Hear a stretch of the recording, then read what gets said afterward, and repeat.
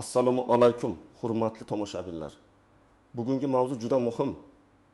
15 avgustdan boshlab pensiya oladigan fuqarolar uchun eski odat bo'yicha ish yuritish endi xavfli bo'lib qoladi.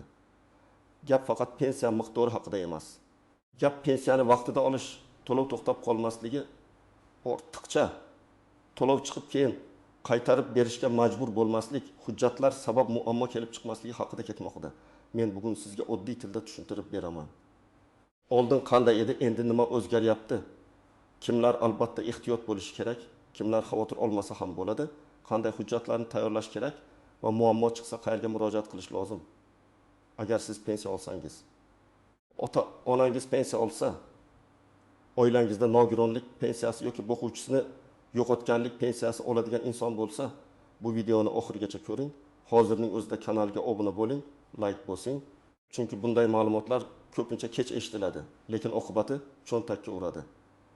Avvalo, eng asosiy narsani tushunib olaylik. Pensiya tizimida so'nggi yillarda katta o'zgarish bo'lyapti. Ma'lumotlar tobora ko'proq elektron bazalar orqali tekshiriladi. Oldin ko'p ishlar qog'oz hujjat, mahalladan ma'lumotnoma, og'zaki tushuntirish, bankka borib imzo qo'yish yoki pensiya yetkazib beruvchi xodim orqali hal bo'lgan bo'lsa, endi ko'p holatlar avtomatik solishtiriladi. Masalan, fuqaroning pasport yoki ID karta ma'lumotlari, yashash manzili, bank kartasi, tirikligi, ishlayotgan, ishlamayotgani, nogironlik guruhi muddati, chet elga chiqib ketgan, ketmagani, vafot etgan shaxs bo'yicha to'lov davom etib etmayotgani kabi ma'lumotlar bazalarda ko'rinadi. Shu sababli oldin ham shunday olardik. Kartani o'g'lim ishlatib yurardi. Ishonchnoma muddati o'tganini bilmagandim. Telefon raqam eski edi. Bank kartani yangilamagan edim degan gaplar muammoni hal qilib bermasligi mumkin. 15 avgustdan keyin asosiy urg'u shunga qaratiladi. Pensiya haqiqatan ham huquqi bor shaxsga to'g'ri hisobda, to'g'ri rekvizit bilan qonuniy asosda to'lanishi kerak. Agar ma'lumotlarda nomuvofiqlik bo'lsa, to'lov kechikishi, vaqtincha ushlab turilishi, qayta tekshiruvga tushishi yoki ortiqcha to'lov aniqlansa, uni qaytarish talabi qo'yilishi mumkin. Men bu yerda odamlarni qo'rqitmoqchi emasman. Aksincha oldindan bilib, oddiy ishlarni vaqtida qilib qo'ysangiz, pensiyangiz xotirjam tushaveradi. Eng katta muammo odamlar hujjatga befarq qaraganda, bank kartasini boshqa odamga berib qo'yganda, telefon raqami yangilanmaganda, nogironlik muddati tugayotganini unutganda yoki vafot etgan qarindoshining kartasidan pul yetishni davom ettirganda kelib chiqadi. Oldingi amaliyotda ko'p pensionerlar pensiyasini naqd pul ko'rinishida yoki bank kartasi orqali olardi. Ko'pchilikning odati shunday edi. Pensionerning kartasi farzandida turadi. SMS xabarnoma boshqa birovning telefoniga ulangan bo'ladi. Pul tutsa bankomatda yechiladi. Pensionerning o'zi bankka kam boradi. Ba'zi hollarda pensioner yoshi katta, yura olmaydi. Qishloqda yashaydi, farzandi shaharda. Kartani farzandi ishlatadi. Bu hayotiy holat, buni hamma tushunadi. Lekin qonuniy tomondan qaraganda pensiya shaxsiy to'lov hisoblanadi. Ya'ni u pensionerning o'ziga tegishli. Agar boshqa odam olib bersa, buning huquqiy asosi bo'lishi kerak. Ishonchnoma, vasiylik, homiylik, bankdagi vakillik tartibi yoki tegishli rasmiy hujjat. Bu mening onam, men olaman degan gap oilaviy jihatdan tushunarli. Lekin tekshiruv paytida yetarli asos bo'lmasligi mumkin. Endi ma'lumotlar ancha qat'iy tekshiriladi. Masalan, bank kartasi egasi bilan pensiya oluvchi shaxs ma'lumotlari to'g'ri kelishi kerak.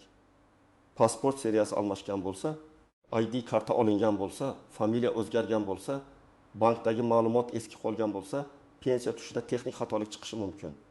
Yoki nogironlik pensiyasi oluvchi fuqaroning TMX xulosasi muddati tugagan bo'lsa, pensiya avtomatik to'xtashi yoki qayta rasmiylashtirish talab qilinishi mumkin. Yana bir muhim o'zgarish ortiqcha to'langan pensiya masalasi. Oldin ayrimlar pul tushdimi demak meniki deb o'ylardi. Aslida unday emas. Agar pensiya xatolik bilan ortiqcha to'langan bo'lsa, masalan, fuqaro vafot etgandan keyin ham karta orqali pul yechilgan bo'lsa yoki nogironlik muddati tugagan bo'lsa, yo'q, to'lov davom etgan bo'lsa, keyin bu pul qaytarilishi talab qilinadi. Bunda bilmagandim deyish har doim ham javobgarlikdan ozod qilmaydi. Birinchi guruh pensiyasini bank kartasi orqali oladiganlar. Agar sizning kartangiz muddati tugash arafasida bo'lsa, karta bloklangan bo'lsa, telefon raqamingiz eski bo'lsa, bank ilovasiga kira olmasangiz, PIN kodni boshqalar bilsa, bu masalalarni kechiktirmang. Masalan, pensioner oyiga 1 milyon 2 ming so'm pensiya oladi. Uning kartasi iyul oyida muddati tugagan, lekin u baribir pul tushadi deb o'ylagan. Avgustda pensiya hisoblangan bo'lsa ham bank kartasi faol bo'lmagani uchun puldan foydalana olmaydi. Keyin bankka boradi, navbat kutadi. Yangi karta chiqaradi. Yana pensiya bo'limi bilan bog'lanadi. Bir haftalik muammo paydo bo'ladi. Agar oldindan kartani yangilaganida bunday asabiylashib bo'lmas edi. Ikkinchi guruh pensiyani farzandi. Qarindoshi yoki qo'shnisi orqali oldirayotganlar. Agar pensionerning o'zi yura olmasa, kasal bo'lsa, chekka hududda yashasa, albatta qonuniy vakillikni rasmiylashtirish kerak. Misol uchun, Battarin 2 yoshli otaxon oyiga 1 milyon 800 ming so'm pensiya oladi. Kartasi o'g'lida. O'g'li har oy pulni yechib otasiga olib boradi. Hammasi yaxshi niyatda. Lekin bir kuni bank kartada shubhali operatsiya bo'lgani uchun kartani blokladi yoki pensiya organi to'lov oluvchi shaxs bo'yicha aniqlashtirish so'radi. O'g'il men farzandiman deydi, lekin rasmiy ishonchnoma bo'lmasa, jarayon cho'ziladi. Demak, bunday vaziyatda notarial ishonchnoma, vasiylik hujjati yoki bankdagi vakil sifatida rasmiylashtirish zarur. 3-guruh nogironlik pensiyasi yoki nafaqasi oladiganlar. Bu yerda eng katta xavf muddati tugaydigan tibbiy xulosalarda. Masalan, fuqaro 2-guruh nogironlik bo'yicha oyiga 1 milyon 500 ming so'm oladi. Uning nogironlik muddati 1 yilga belgilangan. U sentabrda qayta ko'rikdan o'tish kerak edi, lekin keyin boraman deb yurdi. Natijada to'lov to'xtaydi. Keyin qayta ko'rik, hujjat, navbat, xulosa, pensiya jamg'armasiga ma'lumot o'tishi, bularning hammasi vaqt oladi. Agar bu odamning oilasi shu pulga dori-darmon olayotgan bo'lsa, bir oy kechikish ham og'ir zarba bo'ladi. 4-guruh boquvchisini yo'qotganlik pensiyasi oladigan oilalar. Masalan, marhum otaning farzandlari voyaga yetmagan bo'lgan uchun pensiya oladi. Farzand 9-5 yoshga to'lsa, o'qishda davom etayotgan bo'lsa, kunduzgi ta'limda o'qishni tasdiqlovchi hujjat talab qilinishi mumkin. Agar hujjat vaqtida taqdim etilmasa, to'lov to'xtab qolishi mumkin. Ko'pchilik shu yerda xato qiladi. Bola hali o'qiyapti-ku, davlat biladi deb o'ylaydi. Lekin tizimga o'qish joyidan ma'lumot o'tmagan bo'lishi mumkin. Shuning uchun o'qish haqidagi ma'lumotnomani oldindan tayyorlash kerak. 5-guruh ishlayotgan pensionerlar. Ba'zi fuqarolar pensiyaga chiqqandan keyin ham ishlashda davom etadi. Bu qonun doirasida mumkin. Lekin ishlash holati, ish haqi, ayrim ustama yoki kompensatsiyalar pensiya qayta hisobiga ta'sir qiladigan vaziyatlar bo'lishi mumkin. Masalan, pensioner rasmiy ishlaydi. Lekin mehnat daftarchasidagi ma'lumotlar elektron bazada to'liq ko'rinmaydi. Keyinchalik ish staji qo'shib hisoblatmoqchi bo'lsa, arxiv ma'lumotlari, ish beruvchi ma'lumotlari kerak bo'ladi. Demak, ishlayotgan pensionerlar ham o'z hujjatlarini tartibga solishi kerak. 6-guruh chet elga chiqib ketgan yoki uzoq muddat boshqa hududda yashayotgan pensionerlar. Agar pensioner vaqtincha boshqa davlatga borgan bo'lsa, bank kartasi orqali pul yechib turgan bo'lishi mumkin. Lekin ayrim holatlarda yashash joyi, hisobdagi faollik, shaxsni tasdiqlash, ishonchnoma masalalari yuzaga keladi. Agar pensionerning o'zi mamlakatda bo'lmasa, qarindoshlari karta orqali pul yechib tursa, bu ham keyin savol tug'dirishi mumkin. Bunday vaziyatda oldindan pensiya jamg'armasi bo'limiga murojaat qilib, o'zingizning holatingizni tushuntirib, qonuniy yo'lini aniqlab oling. Agar siz pensiyangizni o'z nomingizdagi faol bank kartasiga olsangiz, pasport yoki ID karta ma'lumotlaringiz bankda yangilangan bo'lsa, telefon raqamingiz o'zingizda bo'lsa, nogironlik yoki boshqa imtiyoz hujjatlaringiz muddati o'tmagan bo'lsa, yashash manzilingiz bo'yicha muammo bo'lmasa, siz vahimaga tushishingiz shart emas. Bunday holatda pensiya odatdagidek tushishi kerak. Lekin men baribir bitta oddiy tekshiruvni tavsiya qilaman. Bank kartangiz muddati qachon tugashini ko'ring. SMS xabar qaysi raqamga ulanganini aniqlang. Pensiya tushganida summa to'g'ri keladimi, oldingi oy bilan farq bormi? Hisobdan noma'lum yechimlar bo'lmayaptimi, bularni tekshiring. Chunki muammo chiqqandan keyin yugurgandan ko'ra muammo chiqmasdan oldin 15 daqiqa vaqt ajratgan ancha foydali. Birinchi nozik jihat, pensiya kechiksa. Bu har doim ham pensiya bekor bo'ldi degani emas. Ba'zan texnik sabab bo'ladi. Bank kartasi yangilanmagan, bank tizimida profil eski, to'lov reyestri kechikkan, dam olish kuni to'g'ri kelgan, shaxsiy ma'lumotda bitta harf xato ketgan. Masalan, familiyada u harfi boshqacha yozilgan bo'lsa, eski pasportda bir xil ID kartada boshqa transliteratsiya bo'lsa, tizim moslashtirish so'rashi mumkin. Shuning uchun birinchi qadam vahima emas, aniqlashtirish. Ikkinchi nozik jihat, karta boshqa odamda bo'lsa, xavf faqat davlat tekshiruvida emas, oilaviy nizoda ham. Men amaliyotda ko'p ko'rganman. Pensionerning kartasi bir farzandida bo'ladi. Boshqa farzandlar onamizning pensiyasi to'liq berilmayapti deb shikoyat qiladi. Yoki pensioner o'zi pulni ko'rmaydi, dori-darmonga yetmaydi. Shuning uchun pensiya oluvchi inson imkon qadar o'z pulini o'zi nazorat qilishi kerak. Agar o'zi boshqara olmasa, oila ichida hammasi ochiq bo'lsin, qancha tushdi, qancha yechildi, nimalarga sarflandi. Bu nafaqat qonuniy, balki insoniy adolat masalasi. Uchinchi nozik jihat, vafot etgan shaxsning kartasidan pul yechish eng xavfli holatlardan biri. Ba'zi oilalarda shunday noto'g'ri fikr bo'ladi. Otamiz vafot etdi, lekin pensiya tushibdi. Demak, bu oy uchun bizga tegishli. Bu masalada juda ehtiyot bo'ling. Vafot sanasi pensiya hisoblangan davr to'lov huquqi alohida tekshiriladi. Agar haqiqatdan ortiqcha to'lov bo'lsa, keyin qaytarish talab qilinadi. Agar kimdir bila turib marhum nomidan pul yechgan bo'lsa, bu jiddiy muammo tug'dirishi mumkin. Shuning uchun marhumning hujjatlari bo'yicha darhol tegishli idoralarga xabar berish, bank kartasi tartibga solish kerak. 4-chi nozik jihat ishonchnoma muddati. Notarial ishonchnoma bir marta rasmiylashtirildi degani u abadiy amal qiladi degan emas. Uning muddati bo'ladi. Muddati tugasa vakil nomidan pul olish yoki hujjat topshirish qiyinlashadi. Masalan, pensioner onaxon qizi nomiga 1 yilga ishonchnoma bergan. 1 yil o'tganini hech kim eslamagan. Qizi bankka yoki pensiya bo'limiga borganda hujjat yaroqsiz bo'lib chiqadi. Natijada yangi ishonchnoma kerak. Agar onaxon yura olmasa, notariusni uyga chaqirish kerak bo'ladi. Bu ham vaqt ham xarajat. 5-chi nozik jihat, firibgarlardan ehtiyot bo'lish. O'zgarishlar bo'layotgan davrda firibgarlar ko'payadi. Ular telefon qilib, pensiyangiz to'xtab qolmasligi uchun karta raqamingizni, SMS kodini ayting. O'rinsa qo'sh avgustdan yangi ro'yxatdan o'tish kerak. Plastik kartangizni tasdiqlab bering deyishi mumkin. Hech qachon SMS kodni, bank kartaning to'liq ma'lumotini, PIN kodni, ilova parolini hech kimga aytmang. Pensiya jamg'armasi yoki bank xodimi sizdan SMS kod so'ramaydi. Agar shubhali qo'ng'iroq bo'lsa, telefonni qo'ying va rasmiy raqamga o'zingiz qo'ng'iroq qiling. 6-chi nozik jihat, pensiya miqdori o'zgarsa, sababini so'rashdan uyalmang. Ba'zan indeksatsiya bo'ladi, qo'shimcha to'lov qo'shiladi, ayrim ushlanmalar bo'ladi. Qarzdorlik bo'yicha ushlab qolish bo'lishi mumkin. Masalan, fuqaro odatda 20 million 600 ming so'm olardi. Bu oy 20 million 20 ming so'm tushdi. U davlat kamaytiribdi deb xafa bo'ladi. Aslida esa oldingi oy ortiqcha to'lov bo'lgan va qisman ushlab qolingan bo'lishi mumkin yoki ijro hujjati bo'yicha ushlanma bo'lishi mumkin. To'g'ri yo'l pensiya bo'limidan yozma yoki elektron tarzda hisob-kitob izohini so'rash. 7-chi nozik jihat.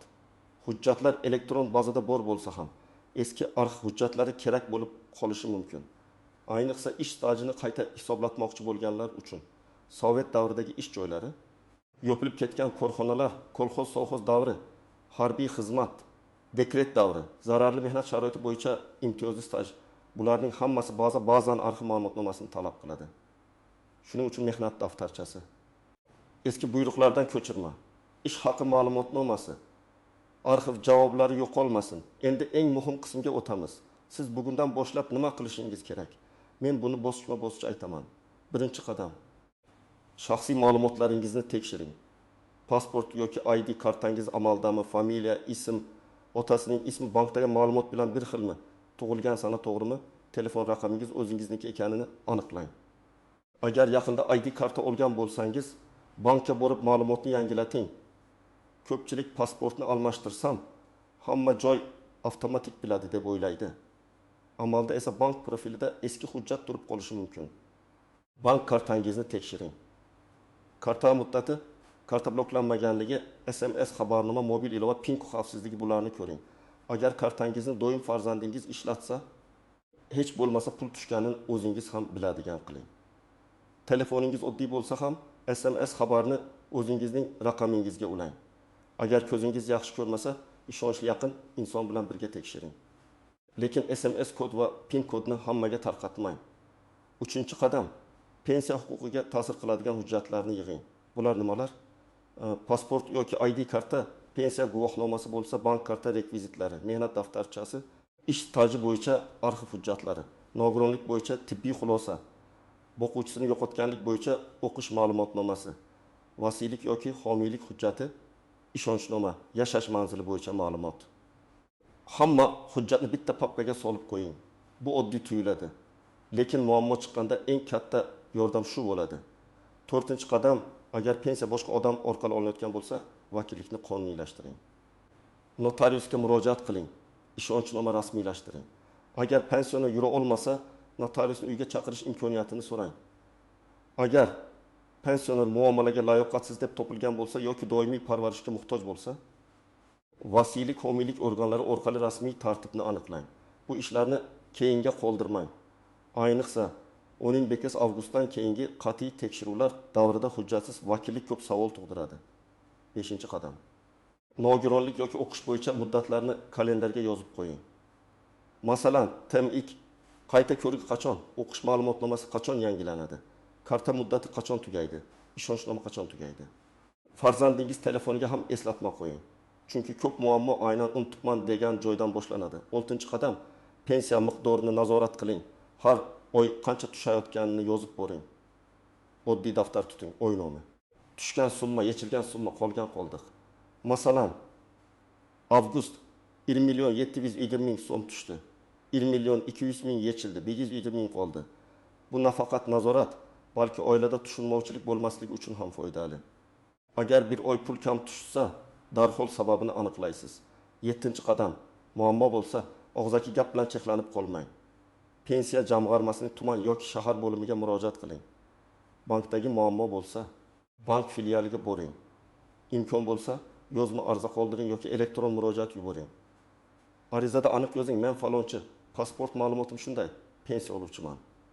Falon oy uchun pensiya to'lovi tushmadi yoki miqdori o'zgardi. Sababini tushuntirib berishingizni va hisob-kitobni tekshirishingizni so'rayman. Ariza, pasport nusxasi, karta rekviziti, pensiya hujjati. Kerakli ma'lumotnomalarni ilova qiling.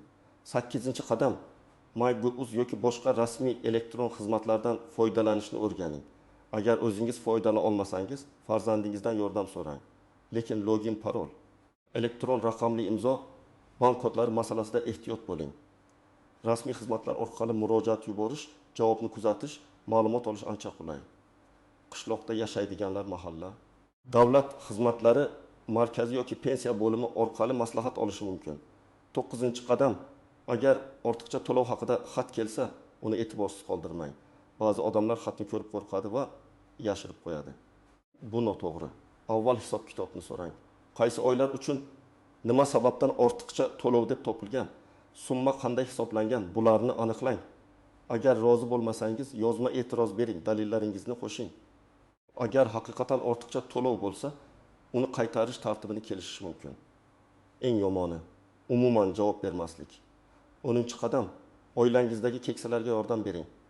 Ko'p otaxon, onaxonlar bunday o'zgarishlarni tushunmaydi. Bank ilovasini ishlatmaydi, SMSni o'qimaydi, hujjat muddatiga e'tibor bermaydi. Farzandlar, nevaralar, qo'shnilar, mahalla faollari ularga yordam berishi kerak. Lekin yordam degani kartani olib, pulni xohlagancha ishlatish emas. Yordam degani hujjatni tekshirish, bankka olib borish, ariza yozishda ko'maklashish, pensiya o'z egasiga yetib borishini ta'minlash. Birinchi misol, 7 yoshli ayol oyiga 1.300.000 so'm yoshga doir pensiya oladi.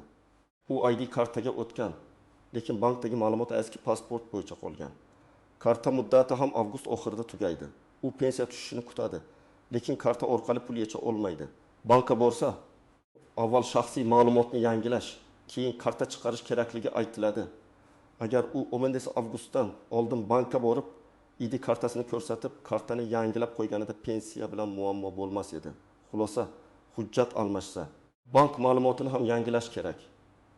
Ikkinchi misol, otaxon nogironlik pensiyasi oladi. Oyiga 1.600.000 so'm. Uning tibbiy xulosasi muddati tugagan, lekin u qayta ko'rikdan o'tmagan. Bir oy pensiya tushmaydi. Oila dori uchun qarz olishga majbur bo'ladi. Keyin ko'rikdan o'tadi. Hujjatlar tiklanadi, lekin vaqt ketadi. Xulosa, nogironlik muddati tugashidan kamida bir oy oldin harakat boshlash kerak. Uchinchi misol, bo'g'uvchisini yo'qotgan oila farzandi uchun pensiya oladi. Bola 18 yoshga to'lgan, lekin kollej yoki universitetda kunduzgi o'qishda davom etyapti. O'qish joyidan ma'lumotnoma vaqtida topshirilmagan. To'lov to'xtab qoladi. Oila axir bola o'qiyapti-ku deydi, lekin tizim uchun tasdiqlovchi hujjat kerak. Xulosa, 15 yoshdan keyin o'qish bo'yicha hujjatlarni albatta yangilab boring. 4-misol. Onaxonning pensiya kartasi kenja o'g'lida. Har oy 1.900.000 so'm tushadi. O'g'il pulni yechadi. Lekin onaga qand bergani bo'yicha oilada nizo chiqadi. Katta farzandlar shikoyat qiladi. Tekshiruv boshlanadi. Ishonchnoma yo'q, pul sarfi aniq emas. Bu holat oilaviy muammodan tashqari huquqiy muammoga ham aylanishi mumkin. Xulosa, pensiya egasining roziligi qonuniy vakillik va pul harakati bo'yicha ochiqlik bo'lishi shart. 5-misol. Pensioner erkak pensiyaga chiqqanidan keyin ham qorovul bo'lib ishlaydi. U qo'shimcha staj yig'ilganini biladi, lekin hujjatlarni saqlamaydi. Bir necha yil o'tgach pensiyani qayta hisoblatmoqchi bo'ladi. Ish beruvchi esa yo'qolib ketgan. Endi arxivdan izlashga to'g'ri keladi.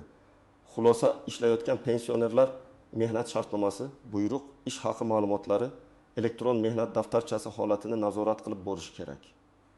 Agar masala pensiya tayinlash, qayta hisoblash, to'lov to'xtashi yoki hujjat bilan bog'liq bo'lsa, birinchi navbatda yashash joyingizdagi pensiya jamg'armasi bo'limiga murojaat qiling. Agar masala karta, bank hisob raqami, SMS xabarnoma, karta bloklanishi yoki pul yetish bilan bog'lajat qiling. Agar hujjatlarni elektron topshirmoqchi bo'lsangiz, Davlat xizmatlari markazi yoki rasmiy elektron portal orqali harakat qiling. Ariza yozganda hissiyot bilan emas, aniq fakt bilan yozing. Menga pul bermayapti deb emas. 2024 yil avgust oyi uchun pensiya to'lovi hisob raqamimga kelib tushmadi. Sababini aniqlab, yozma javob berishingizni so'rayman deb yozing. Agar summa kamaysa, oldingi oyda falon summa olganman, joriy oyda falon summa tushgan. Kamayish sababi va hisob-kitob tafsilotini taqdim etishingizni so'rayman deb yozing. Shunda murojaatingizni ko'rib chiqish oson bo'ladi. Demak, hurmatli tomoshabinlar, 12 avgustdan keyin pensiya masalasida oldingidek bo'laveradi deb befarq yurish to'g'ri emas. Asosiy talablar oddiy, hujjatlar to'g'ri bo'lsin. Bank kartasi faol bo'lsin. Pensiya o'z egasiga yetib bo'lsin. Ishonchnoma muddati o'tmagan bo'lsin. Nogironlik yoki o'qish ma'lumotlari vaqtida yangilansin. Ortiqcha to'lov yoki shubhali holat bo'lsa, darhol aniqlashtirilsin. Men sizga vahima emas, tartib kerakligini aytyapman. Bugun 20 daqiqa vaqt ajratib hujjatlaringizni tekshirsangiz, ertaga bir oy pensiyasiz qolish, bankma-bank yurish, ariza yozish, navbat kutish yoki ortiqcha to'lovni qaytarish kabi muammolarning oldini olasiz. Agar sizda shunday holat bo'lgan bo'lsa, pensiyangiz kechikkanmi? Karta muammosi bo'lganmi? Ishonchnoma yoki nogironlik hujjati sabab to'lov to'xtaganmi? Kommentariyada yozing. Boshqa tomoshabinlar ham sizning tajribangizdan foyda oladi. Videoni foydali deb bilsangiz, albatta like bosing. Yaqinlaringizga yuboring va kanalga obuna bo'ling. Chunki pensiya masalasida bitta to'g'ri ma'lumot butun oilani katta muammodan saqlab qolishi mumkin.